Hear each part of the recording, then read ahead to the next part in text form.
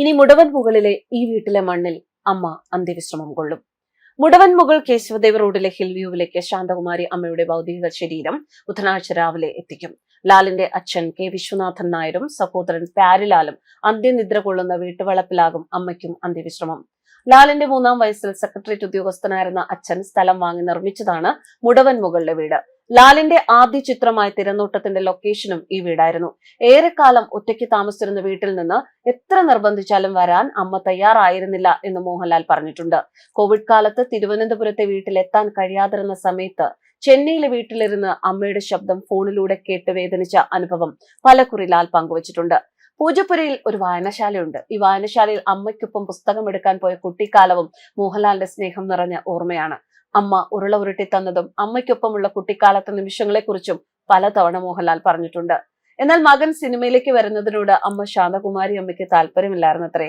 മകന്റെ ആഗ്രഹത്തിന് എതിര് നിൽക്കാത്ത അമ്മ അതിന് സമ്മതം നൽകുകയായിരുന്നുവെന്ന് ബന്ധുക്കൾ ഓർമ്മിക്കുന്നു.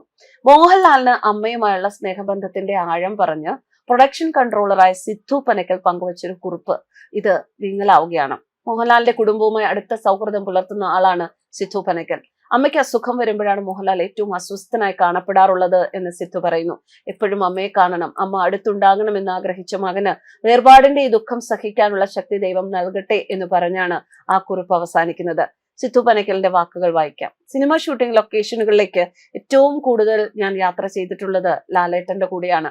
വണ്ടിയിൽ കയറിയാൽ ലാലേട്ടൻ ആദ്യം വിളിക്കുക അമ്മയെയാണ്. അമ്മയോട് സംസാരിച്ചതിന് ശേഷം സുചിത്ര ചേച്ചിയെ വിളിക്കും. അമ്മയുടെ അസുഖത്തിന്റെ ആദ്യകാലത്ത് അമൃത ഹോസ്പിറ്റലിൽ അഡ്മിറ്റ് ചെയ്തപ്പോൾ ലാലേട്ടനൊപ്പമുണ്ടായിരുന്നു. ഹോസ്പിറ്റലിലാണ് അദ്ദേഹം താമസിച്ചത്. ആശീർവാദിന്റെ ഒരു സിനിമ നടക്കുന്ന സമയമായിരുന്നു. ഹോസ്പിറ്റലിൽ നിന്നാണ് അദ്ദേഹം ഷൂട്ടിങ്ങിന് വന്നിരുന്നതും തിരികെ ആശുപത്രിയിലേക്കാണ് പോയിരുന്നതും. അമ്മയ്ക്ക് സംസാരിക്കാൻ ചെറിയ ബുദ്ധിമുട്ടുള്ളപ്പോഴൊക്കെ അമ്മയെ നോക്കുന്ന ചേച്ചിയെ വിളിച്ച് അമ്മയുടെ കാതിൽ ഫോൺ വെച്ച് കൊടുക്കാൻ പറയും. എന്നിട്ട് ലാലേട്ടൻ സംസാരിക്കും. സുചിത്ര ചേച്ചി അമ്മയുടെ അടുത്തില്ലാത്തപ്പോൾ ലാലേട്ടൻ സുചിത്ര ചേച്ചിയെ വിളിച്ചാൽ ആദ്യം ചോദിക്കുക അമ്മയെ വിളിച്ചോ, സംസാരിച്ചോ എന്നാണ്. ഒരു സാധാരണ അമ്മ മകൻ ബന്ധമായിരുന്നില്ല അത്. അതിലും ദിവ്യത്വമുള്ള എന്തോ ഒന്ന്. ദൃശ്യം 3യുടെ ഷൂട്ടിംഗ് സമയത്ത് അമ്മ വീണ്ടും ഹോസ്പിറ്റലിലായപ്പോൾ ലാലേട്ടൻ വളരെ ഡിസ്റ്റർബ്ഡ് ആയിരുന്നു. എപ്പോഴും വിളിച്ച് അന്വേഷിച്ചുകൊണ്ടിരിക്കും. ഫോണിൽ ഡോക്ടർമാരുമായി സംസാരിക്കും.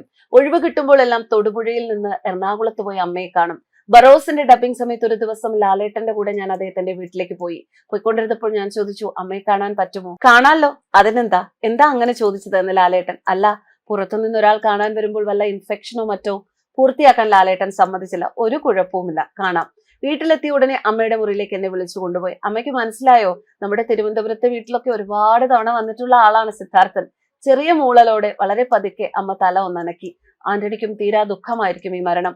ആന്റണിയുടെ മറ്റൊരു അമ്മയായിരുന്നു ലാലേട്ടന്റെ അമ്മ. ലോകം പോറ്റിയൊരു മകന് ജന്മം നൽകാൻ കഴിഞ്ഞ ഈ അമ്മ മഹാഭാഗ്യവതിയാണ്. ആ ഭാഗ്യം മരണത്തിലും അമ്മയെ പിന്തുടരുന്നുണ്ട്.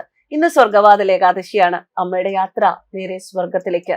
സഹോദരന്റെ മരണസമയത്ത് പരസ്പരം ആശ്വസിപ്പിക്കാനും ചേർത്ത് നിർത്താനും അച്ഛനും അമ്മയും ഉണ്ടായിരുന്നു. അച്ഛന്റെ മരണസമയത്ത് അമ്മയും.